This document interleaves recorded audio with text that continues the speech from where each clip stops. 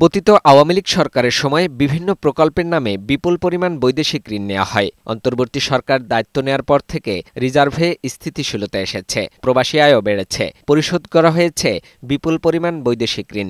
এরপরও বিপুল বৈদেশিক ঋণ এখনও সরকারের ওপর বাড়তি চাপ তৈরি করে রেখেছে।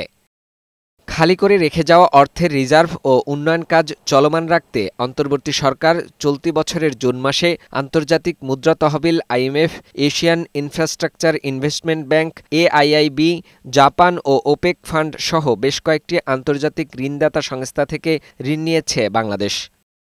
বাংলাদেশ ব্যাংকের প্রকাশিত তথ্য অনুযায়ী চলতি বছরের মার্চ থেকে জুন পর্যন্ত ৩ মাসে দেশের বৈদেশিক ঋণ বেড়েছে $7.35 বিলিয়ন, যার বড় অংশই গেছে সরকারি খাতে। সরকারি ও বেসরকারি খাত মিলিয়ে মোট বৈদেশিক ঋণ দাঁড়িয়েছে $112.15 বিলিয়ন, বাংলাদেশি মুদ্রায়, যা 13,68,352 কোটি টাকা। তথ্য বলছে, বৈদেশিক মোট ঋণের মধ্যে সরকারি খাতে রয়েছে 82%, আর বেসরকারি খাতে রয়েছে প্রায় 18%। বিশেষজ্ঞরা বলছেন, একাধিক দাতা সংস্থা থেকে অর্থ ছাড়ই সরকারি খাতে বৈদেশিক ঋণ বৃদ্ধির মূল কারণ।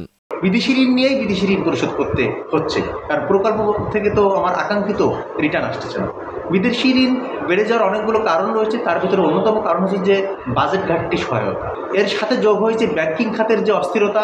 মার্জারের সিদ্ধান্ত নেওয়ার জন্য আমার সামনের দিনে বৈদেশিক উৎস থেকে আরও বেশি ঋণ নিতে হবে। সুতরাং আমার কাছে মনে হয়েছে যে বিদেশি ঋণের পরিমাণ যে হারে বেড়ে চলেছে, সেটাতে বাংলাদেশের অর্থনীতি কিন্তু একটা ঋণের ফাঁদে আটকে যাওয়ার সম্ভাবনা রয়েছে। অর্থনীতিবিদরা বলছেন, বৈদেশিক ঋণের বড় অংশই বরাদ্দ হয় বিভিন্ন সরকারি প্রকল্পে। যদি এ অর্থ রাজস্ব আদায়ে ভূমিকা রাখতে না পারে, তাহলে সুফল না এনে বোঝা হয়ে দাঁড়াবে। রাজস্ব আয় বাড়াতে হবে, ওয়ার জিডিপি অনুপাত বাড়াতে হবে, আমার প্রত্যক্ষ আয় থেকে আমার রাজস্ব আয় বাড়াতে হবে, এবং এটার সাথে সাথে যেগুলো করতে হবে, যে ঋণগুলো নিয়ে আমি প্রকল্পগুলো নিচ্ছি, সেই প্রকল্পগুলো থেকে যেন আমি রিটার্ন পাই, আমি আকাঙ্ক্ষিত পরিমাণ রিটার্ন পাই, সেদিকে আমাকে নজর দিতে হবে। তবে সবশেষ বৈদেশিক ঋণের দায় পরিশোধের পাশাপাশি রিজার্ভ দাঁড়িয়েছে আবার $31 বিলিয়ন।